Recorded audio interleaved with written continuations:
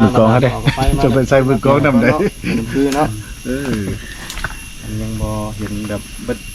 มันเป็นไรพี่น้องเนาะมีแต่เป็นภาพอันปลุกไว้เขาจะอาศัยอยู่ในป่าอาศัยไฟอย่างเดียวนะดังไฟขึ้นอย่างเดียวพันทอดพันดาวว่านี่มันตัวนี้แม่นนอนอยู่ป่าในสมปีแล้วเนาะพวกภาพพวกอย่างเนาะแม่นกัดอย่างอุ้ยถ้าเคยกัดซาลีบ่ทักกัดเลยนี่นี่ให้บ่มีทักเรามีลูกหรอบ่มี3คนเอายังป้อนลูกตอนแรกเกิดตอนเกิดลูกทำอีดันเอายังให้ลูกกินเอามันเต้าเด้สิเอามันเอาเตาแล้วก็เตายอดบุญที่เฮาเว้ากันเมื่อกี้นี่แหละ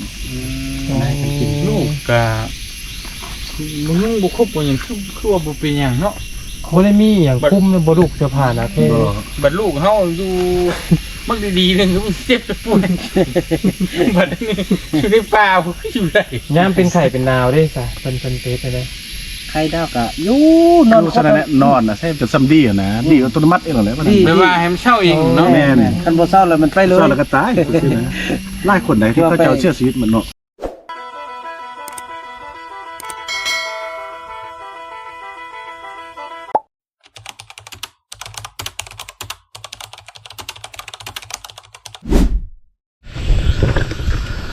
สบายครับผู้ชมวันนี้ทีมงานนี้ที่ว่าวันนี้พอดีใจเนาะเราเกี่ยวได้มาพบกับทีมงานบ้าวเตียงทองและลายทานที่เข้ามากินเกือบกินมันเลยวันนี้แหละเขาไปจะได้หนังเนาะคือในนั้นเลยแหละไปอยู่กับเขาเลยเขาเก่งกว่าเขาภาษาได้ภาษานี่มาลาบีคล้ายคืออันนี้ก็มาลาบีคือเราเทิงพ่น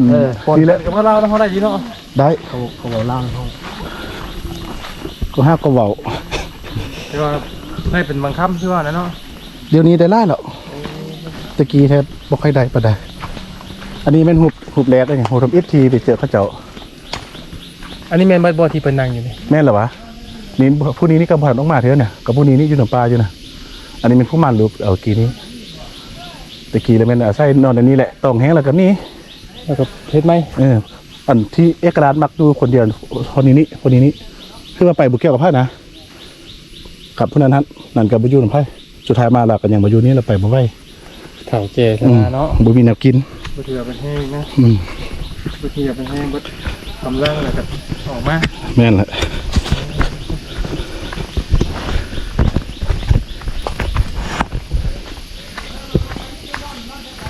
เนี่ยเด็กข้าเจ้าเฮ็ดอันนี้เลยนี่คืออันนี้เนี่ยบุญมีบุญยูเนาะแม่นข้าเจ้าจำลองไว้เบิ่งว่าดังเดิมข้าเจ้ายุ่นอันนี้เนี่ยเลยนะ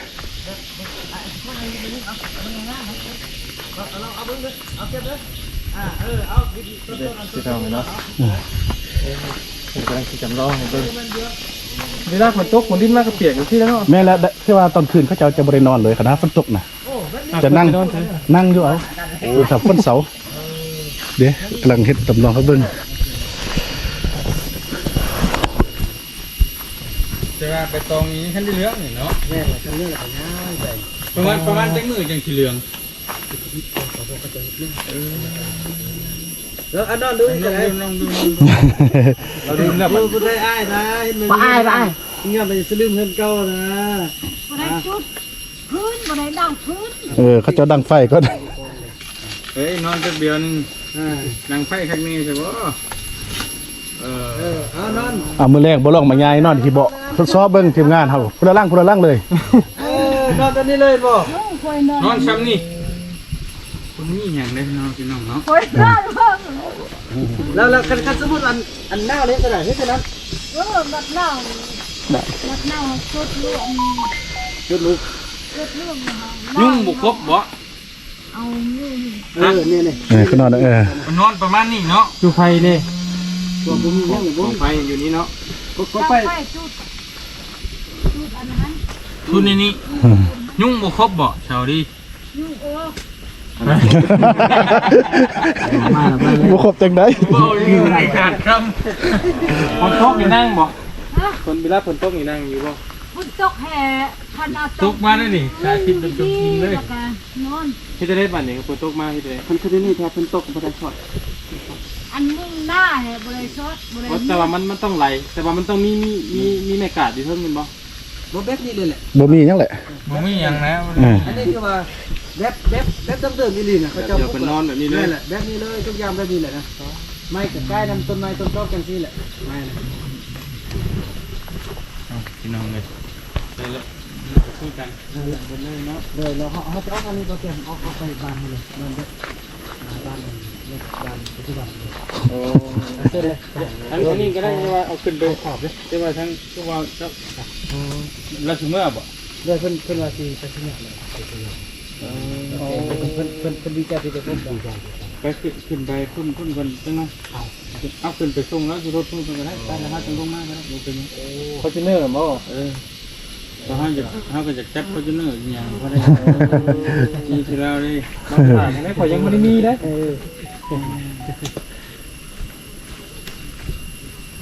เพราะว่าเราอยากให้เราถ่ายนั่นนี่ดิเราได้มาจะให้เจ้าถ่ายกล้องเจ้านั่นนี่ช่องเจ้าดิปัจจุบันว่าจะมาหาได้ค่อยมันกับบุญอย่างเลยมันบอกอีกอย่างเลย ไอ้นี่มันต้องด้านทิศที่มันคือกันเลย เขาต้องเชื่อม ของตา อย่างกองตายเลย สบายดีเด้อเนาะสบายดีคุณพ่อคุณแม่สบายดีทุกทีเนาะทุกคนเราสกิปแชนแนลมาแล้วพี่น้องเอ้ยเนาะมื้อนี้บ่ได้มาคนเดียวเนาะมาขอบุคคลสำคัญเนาะคือว่าบ่ให้อยู่ได้ติดตามมาโดนเนาะเจอทำไมเพิ่นไปพาเด็กน้อยไปป่วยอยู่อุดรนะเด็กน้อยเป็นกระทำหัวยังไงนะบ่มีที่บ่อุดร บ่แม่นอุดรห้องบ่เคยพาไปอยู่นิดหน่อยแต่ว่าอยู่ขอนแก่น อยู่ขอนแก่นแต่ว่าอยู่อุดรบ่เคยพาไป อยู่ขอนแก่น โดย เพราะว่าติดตามมากเนาะเราจะไปเป็นFCเพิ่นผู้นึงเนาะแล้วก็ดีใจ เพื่อนละอีทายเบื้องหล่างพูดเลยสวัสดีวันนี้ได้มาพบกับทีมงานพ่อเตียงเด้ถ่ายสดกองพร้อมกันเลย งานขอบุญเนาะอันนี้คนดังเลยพี่น้องคนดัง นี่เด้ออยู่ดี โอ้ยได้มีโอกาสมาขอเพิ่นพี่น้องเพิ่นมันง่ายเด้เนาะดังกำลังเจอกันคือซาลีเมื่อกี้แล้วก็คนดังเลยเนาะซาลีคนดังโอ้บ่ได้ดังไฟเบาบุญเนาะ บะบุญบ้านปลา บะบุญบ้านปลา บ่ยาว บ่ ตะแนว ยาวแชนแนลเนาะ มีกับน้องเมฆ น้องเมฆ บ่เมฆ เนาะ แล้วก็บ่ตูนไปตูนใส่ล่ะซะ อยู่กับมันคุยอยู่เงียบ โอ้ไปกับมันบ่คำน้อยบ่คือมานี่จักมื้อเอาบ่ หมายถึงอยู่แถวนี้บ่ แม่นล่ะ ก็บ่ได้ใจไปแล้ว2-3มื้อนี่แหละประมาณนี้ก็ขึ้นอยู่กับอันบ่าวบุญนำมาสิพาไปเบิ่งนั่นคือสมมุติว่าพาไปหาพี่น้องคนทุกข์คนยากนะแต่ว่าสมมุติว่ามันเบิดที่ว่าเบิดแล้วเฮาก็สิได้เดินทางต่อนะแต่มันยังบ่เบิดดูไปมื้อนี้มันค่ำบืนมันค่ำอยู่มันยังบ่เบิดบ้านที่เราจะพาไปเฮาก็ยังอยู่ยังจะได้ไปยังจะได้ไปหมู่อื่นหั่นนะจนกว่ามันสิเบิดบ้านแล้วจนกว่าบ่าวบุญนำสิบอกว่ามันเบิดแล้วบ่เตียงเบิดแล้วสิว่าเขตนี้นะเฮาก็สิไปหมู่อื่นอาจจะบางเทื่อก็ไปตามว่าไงก็ไปตามใจก็ว่าได้เนาะอยากไปเลาะเบิ่งทายคลิปวิถีชีวิตแต่ทั้งภาคเหนือน้ำเน่นะจะเลาะไปเรื่อยๆแต่ว่าจะไปทั้งรวมพวกพวกบางอยู่ทั่วน้ำแท้ เดี๋ยวให้คุณเมย์บอก เที่ยวทั้งยังแบบ ดีตอน ในน้ำในเด้อ โอ้ยโดยดีตอนทับเลยท่านว่าบ่าวสกิกบ่เก่าพาลูกไปบวชนี่โอ้ยสิพาไปเลย อ๋อครับแต่ยังอยู่หรอกว่ากับภาพแบบนั้นว่าบุญน้ำจะให้ได้เนาะ ถ้ามันจะอยู่หลายมื้อประมาณวันที่10 อยู่แล้วขึ้นเดียวไปแล้ว วันที่10จะมาคอยพาไปสถานบ่ไปเบิ่งเขาไกลเขายังหรือว่าไปไสยะหรือว่าไปหลวงพระบางเนาะน้องเที่ยวเมืองน้อยสิพาไปเลย แต่สถานคนทุกข์แค่ไล่อยู่คุณนะ ประมาณเป็นมื้อก็แต่ว่า ค่อยลงไปพาลูกไปบวชเนาะ อยู่ใช้เกาะ อยู่วัดศรีสะเกษแล้วกลับมาวันที่2น่ะสิได้ไปเลยแล้วไปหนองคายไปอุดรไปออกนครพนมแล้วก็กลับมาวันที่7ที่8ไปโบเต็นแล้วประมาณวันที่10ค่อยวาง โอ้ได้ ทำโปรกลับก่อน เอากลับก่อนแล้วค่อยสิพาไปโทรหากันเด้อ ได้ เดี๋ยว ได้ อันนั้น จะวอทแอปไว้ ขออนุญาตขอเบอร์ ได้ เราเตรียมไว้ โอเคโอเค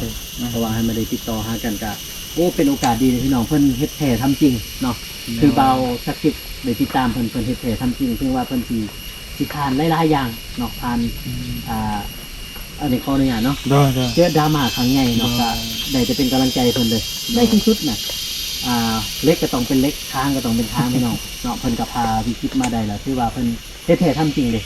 เนาะเพราะว่าทุกอย่างมันมีเหตุและผลเนาะบางคนเบิ่งแต่ภายนอกเนาะเบิ่งแต่ด่านเดียวบ่เบิ่งหลายด่านฉะนั้นเมื่อนี้เพิ่นก็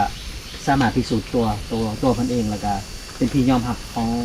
คนลาวแล้วก็คนลาวทั้งภายในและต่างประเทศเนาะอันนี้ก็สมเชยเนาะ คืออันน่ะคือเพิ่นว่าแหละคันบ่มีบารมีน่ะบ่มีมารบ่มีมารมันไม่มีบารมีบ่เกิด อ่ะ เนาะ แต่โอเค ภูมิใจเด้ ตั้งตัวเองก็อันนี้นั่นแหละตัวเฮาก็มันชินแล้วนะเพราะว่าเฮาอยู่กับโลกโซเชียลอยู่กับอันเฮาอยู่หม่องตรงแจ้ง มือกองเขาเด้จะเป็นใส่มือกองนำได้ คือเนาะ มันยังบ่เห็นแบบเบิดมันเป็นไรพี่น้องเนาะมีแต่เป็นภาพอันปลุกไว้ เขาจะอาศัยอยู่ในป่าอาศัยไฟอย่างเดียวนะตั้งไฟขึ้นอย่างเดียว พันทอดพันดาวว่านี่มันตัวนี้ แม่น นอนอยู่ป่านี่สมปีแล้วเนาะพวกภาพพวกอย่างนี้เนาะ แม่น กัดอย่างอุ้ย ถ้าเคยกัดเซาลีบ่ ทักคัด เคยกัดเลยนี่ ที่นี่ให้บ่มีทัก นี่บ่มี เรามีลูกหรือบ่ มี3คน เอายังก่อนลูกตอนแรกเกิด ตอนเกิดลูกทำอีดันเอายังให้ลูกกิน เอาให้มันเต้าเด้สิ เอาเตาแล้วก็ เตาย อดบุญที่เฮาเว้ากันเมื่อกี้นี่แหละ ลูกก็มึงยังบ่ครบบ่หยังคือว่าบ่เป็นหยังเนาะ บ่ได้มีอย่างคุ้มบ่ลูกเสื้อผ้านะพี่ บัดลูกเฮาอยู่มันดีๆนึงก็มันเจ็บจะป่วยบัดนี้อยู่ในป่าอยู่ได้ ยามเป็นไข่เป็นดาวได้ซะเพิ่นเตะไปได้ ไข่ดาวก็อยู่นอน ดูซะนั่นแหละนอนน่ะใช่จะซ้ำดีอ่ะนะดีอัตโนมัติเองเหรอมัน ไม่ว่าให้มันเช่าเองเนาะ แม่น คันบ่เศร้าแล้วมันไปเลย ซ่อนแล้วก็ตายหลายคนไหนที่เขาเจ้าเชื่อชีวิตมันเนาะ มองอาบน้ำอาบในดิ อับตะมุ้ยตะมอเฮ็ดอันหางลิ้นเฮ็ดอันบวกอย่างต่างๆเนาะ เขาเจ้ามักไปอยู่หม้อน้ำซะได้นะ เจ้านางลี่นี่มีการพัฒนามาตะกี้เลย ภาษานี่คล้ายกันบ่ครับเจ้าพ้องเรื่องกันอยู่บ่ คือคล้ายๆกัน 30% อ๋อกินข้าวควายนี่สิ กินข้าวนี่ตับแตก ตับแตบโอ้โทษเลยพี่น้องเลยตับแตบกับ5 บาทเลย ตับแตก แต่มันกินข้าว กินน้ำเลย กินน้ำเด้ กินน้ำละเวิร์ก เวิร์ก เวิร์ก เวิร์ก ไปเที่ยวเด้ ไปเที่ยวละจัก กัด แล้วจัก เดินจัก จัก หมู่ป้าเด้ ชิง ชิง ซึ่ง ชิง ปลามอมเลยว่าซะแล้วก็ม่วนเลยก็ กาชิมแบบบัน เงินบันโอ้พวกคนผู้ชายแล้วมันลักกึกา โอ้อาย อันนั้นคนผู้ชายเนาะ คงใช้คุณยิ่งล่ะชิมแบบบัน เป็นแบดบอลระดงเลย โอ้อาย ลักกึกาง งว่าทางนี้บัด คงใช้คงใช้ที่ใช้บ่มา คือมื้อนี่จะถือความระเทิงเนาะมื้อนี่ว่าซะแล้วก็ ดักตี นักติมีมือนี้มีดัง มีเสบืออนุญาตเรามีตีนหอนะ เลย จะถือก็มันคือมุกเฮาเนาะก้นนี้บ่ถึงไปคนละแนวอักดุริยะ แต่ว่าก็เป็นอีกภาษาหนึ่งเลยบอก แม่นเป็นภาษาเลยอยู่โดนๆเลยนะสะโพก เขาเจ้ารับห้องไปอีกตึมเผาหนึงเป็นเผากลีเด้ เพราะว่ามันต้องเป็นภาษาหนึ่งจังเป็นชนเผ่าหนึ่งนะ แม่น แต่ว่าคือกันก็ต้องเข้าชนเผ่าเดียว อืม เนาะเพราะว่าประเทศลาวหลายชนเผ่าเลย47-48ชนเผ่าคุณเนาะพี่น้องไปเลยไว้ขนาดคนลาวร่วมกันก็ยังบ่ฮู้เรื่องเลยนี่ไปเว้ากับชาวลีเขาเราบ่เว้าคำเราบ่เว้าประชากลางกับมึงไปเจออยู่ในป่านี่ก็เนาะสบายดีนี่ก็บ่จักต้องหน่อย ก็มีคนเข้าไปหาเรื่อยอยู่บ่คนผ่านมาบ้านเราน่ะ อยู่ตอนอยู่ป่าบ่คือเขาเจ้าจะบ่ได้อยู่จุดเดิมนะเขาเจ้าจะขึ้นย้ายตลอดเนาะย้ายไปตลอดนี่ ไปเรื่อยๆบ่ ไปเลย เอาขึ้นใหญ่ไปตลอด เอาไปตองเดืองนี่ ใบตองเรืองแล้วก็เขาไม่ จะ จะ ตัดมาใส่ไม้บ่ได้ โดยนั่นแหละเขาไม่ว่าต้องเรื่องในย้อนยังคือว่าบริเวณนี้เนาะมันจะเพือกมัน เบิดได้กินแล้ว แม่มันแล้วก็อันนี้ก็เรื่องพอดีแล้วก็จะย้ายไปเที่ยว ย้ายตำแหน่งอาหาร ตำแหน่งนั้นเลยชีวิตของชาวลีเลยเนาะแต่งเป็นบทเพลงได้แล้วได้เนาะ เจ้าก้นมันนี่จะบ่ก้นเอาหากมันได้บ่ก้นเอาต้นได้ก้นเราจะจ้องไว้เพื่อให้มันบนเก้าเนี่ยโค้งอีกเพื่อว่าครอบเดียดกลับเอาได้คือเก้าได้ ไอ้บ่บุญนำเข้าไปเรื่อยจักว่านะ ไปน้ำบ่ ไปเจ้าท่าไป ฟัง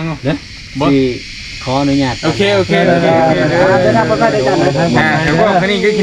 นี้ป้ากันเลยที่ว่าอยู่เมื่อละบัดนี้เราก็นี่ว่าไป บ่อยากจากเวลาก็มาไล่บ่อยากไกลเวลาก็มาผาก ถ้าแกดี เวลาดีๆมักจะสั่นคอนะ น้อย เวลาเงาๆเอาไว้หวังว่าจะมีโอกาสขอกันไหม ถ้าได้ลุงปัจจุบันพ่อแน่นอน ขอลงไปในนอน โทรหาโรด ได้ ปีกไก่ชินูโรด แม่นปะเดี๋ยวแอดเอานะ นั่นแล้ว อาหารนี่ โอ้ยคนไปเวียดนามตลอดทางนั้น โอ้ยปีกไก่ชินูนี่ตาเจ้านั่นแหละ อยู่หันเล่น อ บ่ ยู่หันแล้ว โอ้ กับพูดถึงว่าอยู่หัน100%หรอกแต่มัน อยู่ข้างๆเนาะ บ่กี่ลักนะ ขันไปท่านเราที่ว่าท่ามีหูหมดแล้วเนาะ อันยังเกาะเด็ก ตามไม่ค่าปิ้งไก่น่ะก็ฮู้แล้ว ซื้อยังเนาะคนหลงตุ๊กตาบาร์บี้นะลูกไปมากเลยนะ เอ้ามันบ่ฮู้เลยตัวนั้น โอ้ยจะใส่ไปคาปิงใกล้แล้วนะพี่บอก เดี๋ยวเจ้าเอาเนี่ยนะผมสีทองแล้วหลองเพลงกินตะลาอย่างนะชื่อเราไม่ยังครับ แต่ว่าก็มักอยู่เพลงแล้วแต่บ่ฮู้บ่ฮู้ ได้ได้ ดีมีแฮงเดินทางปลอดภัยเด้อเมื่อ บ่นี่บ่ได้เมื่อ สุคน ผู้เดียว เมื่อผู้เดียว อันนี้เนี่ยนอน นี่สินอนพี่อยู่ เอ้าน อนพี่เลยบ่จ้ะน่ะ นอนคืนนึง นอนในบ้านนี่บ่ จังหวะ นอนพระเจ้านี่แหละพอมาแต่ละเที่ยวนี่ต้องมานอนพระเจ้าคืนนึง บ้านประมาณ3 โมง ว่าใส่หรือว่าเสาร์อาทิตย์เนี่ยก็ว่าร ถผู้ได้แลนมากกันแลนใส่โมเมนต์ เรียนรัดดู คือแบบผู้ว่านี่คืออนุญาตคือ อาทิตย์นึงละบาทอาทิตย์นึงว่าเสาร์อาทิตย์แล้วก็ โอ้ยกันได้กับโมเมนต์กันได้กับแบบผู้ว่าคือ กลั กับ น บ้าน คันนี้แหละแม่น้องเก็บเลยบ่ บ้านนี้มาบ่ได้ขึ้นเงินบ้านไม่ก็ยอมเป็นมือวันศุกร์ พอประมาณ3 นาทีแล้วลงไปปิดคลิปอนุญาตได้ โอเคเด้อ เดินทางไปกัน เบาสักยุบเนาะ จะจิกขอลาเลยแนวโอ้ จังเบา ดีๆมีแห้งเด้อ จำนี่ครับผม จังเบาเตียงก็ขอตัวจบคลิปด้วยพี่น้องเลยบ้านนี้เพราะว่าสิ่งที่ พดพร้อมที่ เป็นเลย โคตรคือเซาลีนะบ่ กินกระต่อม บ่ เฮ็ดคือเซาลีนะเอาแค่นมุ่นนะบ่ถ้าเป็น เปลี่ยน เอาแค่นมุ่นนะเออจังซั่นแล้วคือเซาลีเด้หนาวพร้อมหนาวได้โอ้ มันหนาวแท้กันหนาว แต่ว่ายุ่งเนี่ยแล้วน่ะยุ่ง ยุ่งแท้บ่ว่าแล้ว มีกล่อง เข้าใจเอาใส่กล่องไฟมันไล่ยุ่งได้ จะดังออมเลย พร้อมเลย คันนี้2 คนก็ดังหัน ต้องของคนละของ ดังคนกลาง ที่หนาวเนาะ นะสั้นๆเลย บ่เตียงเป็นพอต้องเรื่องแล้วมื้อนี้ อาทิตย์นะ เป็นพอต้องเรื่อง 100% แล้วตอนนี้คุณ เตกอะอยู่ได้เลยเนาะอยู่ได้เพราะว่าเขาเคยชินเลยอยู่ได้กัน แม่น อากาศเย็น เกิดมาแล้วอยู่พร้อมนี่ แม่มันอยู่นี่เลยมันก็ชินมันก็อยู่ได้เพราะว่าเขายังหน่อยเขาเคยอยู่ให้อยู่หน้าเด็มันก็ได้สนุกสบายไปได้ดอกก็จะว่าจะสิ่งสำคัญคืออาหารการกินนะ แม่น ไปนี่นะเส้นเนาะบ่เตียงเดินทางต่อเนาะนี่อันนี้ลังเข้ามา อันนี้ตัดได้มือแล้วนี่เบาคุณนำ อันนี้ได้อยู่ต้องมือนี่แหละ ดู ต้องมืออย่างนี้ก็มีต้องมือนี้ สงสารมื้อนึงบ่ สบายดีเด้อเริ่มเดือดเลยแล้วขอบใจลายที่พามาเที่ยว ดีใจขนาดนี้เนาะได้มาเบิ่ง อันนี้ทั้งผัวอันน่ะพ่อครับสาลีโดย แต่ตัวนี้พัฒนาเนาะ มันแบบเขาไม่ว่าไทยทอดแบบว่าบางคนดูมันบางคนขี้คร้านนะคนขี้คร้านบางเทื่อกับเบอร์เดียวคือบ่คำน้อยเมื่อกี้นะเบอร์เดียวปุ๊กเบอร์เดียวปุ๊กอยู่แล้วก็นั่งคดเรือนพุ่นน่ะเบอร์เดียวปุ๊กแล้วก็นั่ง ตอนนี้สินะ หน้าบ้าน อันนี้บ่งบอกว่าคนรู้คนมัน คนใดขี้ข้านมี ตัก บาง ตองกล้วยไว้ในหลาย แม่น ประมาณนี้ ทำบ่มีไปตองกล้วยดิจะได้ใช้อัน บัด ไปเคาะใบมะเคาะ มันก็ต้องง่ายไปหม่องที่มันมีใบตองกล้วย แน่น อันนี้ใบกล้วยป่าบ่ โดยเจ้าแม่นาง เรานี่ไล่เมียคนตาบ่ โดยเจ้าแม่นาง นี่คน เป็นคนลาว ไปเฮ็ดได้จังไปพ่อเพิ่น มันเป็น FC ที่ตามเพชรได้บ่นำเนี่ย นำไปเอาด้วยบัดนี้ จับตัวเลย จับตัวเลย ร่อยดิ เดี๋ยวคนเป็นคนบ้านนี่แล้วบ่ บ่เป็นคนอันบ้านนาตุงเมืองพักหลายครับ อ๋อ ปฏิดตามมาเพิ่นว่าโอ้บ่าวน้ำมันค่อยอันติดตามมันอยากอันมักเซาหลี โอ้บ่บางทีเลยผมมักสลีเลย นั่นแหละคันมากับมาเบิ่งแล้วก็มากันอีหลีหั่นนะเลยจดทะเบียนถูกต้องตามกฎหมายเลยนะมีทาง คิดเลยเนาะคนเฮาว าสนาครู ผมจะคิด เส้นเตียงต่อไปโอ้พี่น้องดีใจที่ได้เอาบ่เตรียมมาเที่ยวเนาะอันนี้คนที่ค้านอันนี้ ไปเดียวเนาะ ไปไล่แจงห้างเด้ที่ค้าน ไอ้คนก็หัวเพิ่มนี่เนาะ แม่น ขี้คร้านแล้วว่า ข้างหัว เออ นี่แหละตัวอันต้นที่ว่าเขาจะกินนะบ่เตียง อันนี้คือบุญบ่ อายุบุญ ไข่วายเนาะ โดยแล้วก็เฮ็ดอันเป็นเมตอกมัดอันมัดดานมัดเฮียงเข้าตัวอยู่ในป่าแบบนี้แหละเขาอยู่นะเนี่ยแต่กับพวกเขาเจ้าเฮ็ดเองเลยนี่ แต่ว่าหลักๆเลยตรงนี้ไฟควันปุบ แม่ ปุบเนาะ ต้องมีไฟ ตรงนี้เสียบ่มีไฟเสีย บยไฟอยู่บ่ได้อันยุงไล่ แคนบ่ แม่นขอดแขน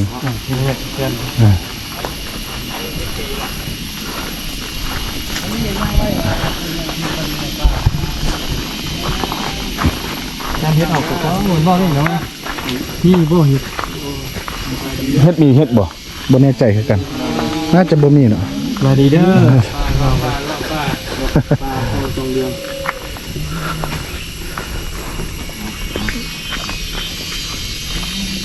เนี่ยบ่เตียอันจะไปอยู่อันได้ไปมีที่เรื่องที่ลึกลับเนาะลึกลับอยู่บ้านเขาเจ้าน่ะมันคนนั้นเนาะเขาจะมีช่องเส้นทางก็มีแต่มีเส้นทางนึงไปทำธุระแล้วก็เส้นทางนึงจากไปห้าสิบมันละห้าสิบเขาจะไปทำห้องทำหัวแล้วทางไปธุระมันก็จะทางไปเป็นเองก็จะเสี่ยง เดี๋ยวให้มันต้น อ่ะ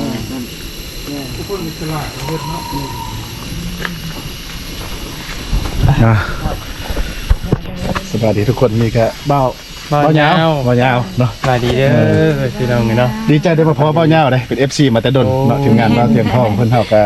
ติดตามทุกช่องทางเลยว่าถ้าเจ้า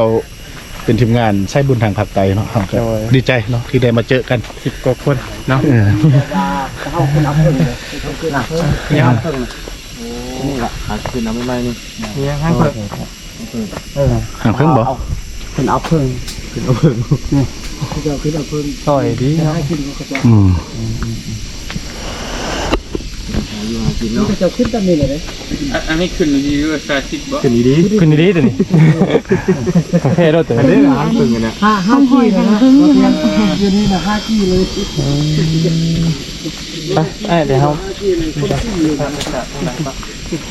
สบายดีไปกันไปยาว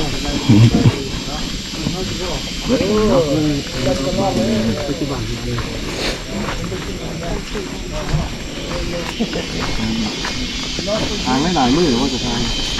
ประมาณ3 โมงนี่ครับ ใหม่ได้นะเนาะถึงบ้านในทางปัจจุบันมัน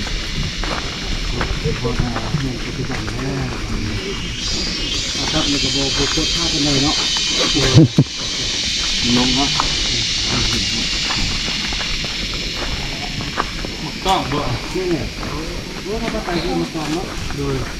นี่มันอันนั้นเขากินปลาคุณ โอ้ย ในตัวนี้แหละมันเขากินปลาเขาหมักคุณกินนี่แหละมันข้าว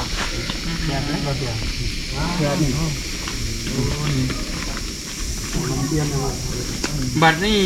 ขุดนี่เพิ่นเอาหยังขุด เอาเทียม เพิ่นก็มาซื้อเอาเพิ่นหยัง แม่ เนาะ เนาเอาเข้าปลาเข้าดมมาแลกเทียนเอาอีกข้างนอกมันมีซอกที่เนาะที่นี่เขาพุดแล้วมันข้าวไหวทีนึงมันอยู่ตามแห่ตามเชื่อนเลยเคยใหญ่ๆเนาะมันอยากข้าวโดดใกล้ทีนี้เขาพุดไปประมาณนั้นนึงกะคันบ่มีอันนี้เขาพุดไปมันมีหักใหม่ เป็น สอดแล้ว เฮ้ยมัน นี่สุดๆนั่นเลย โอ้อันนี้มันกินมาก แมน นี่ตลอดบ่ยำแดงจ้ะ มีมันจะมีไล่เครือแล้วเขาจะเวลาก้นเอาจะก้นนั่นได้ก้นอยู่ทางกองพี่ใด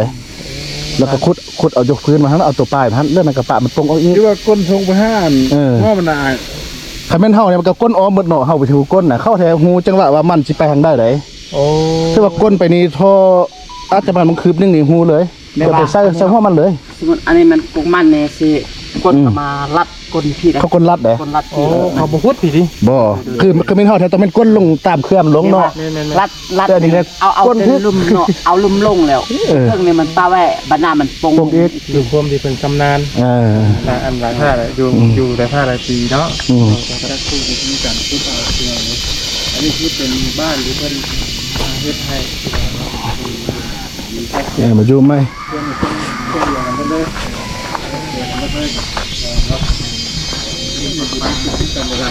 นั่นแหละ ประมาณนี้ นะคือว่าอากาศดีใจแล้วเนาะทุกคนเนาะได้มาพบกับทีมงานหลายๆคน อันนี้แม่นบะเมกบ่บะเมกมือกลองข้องเบา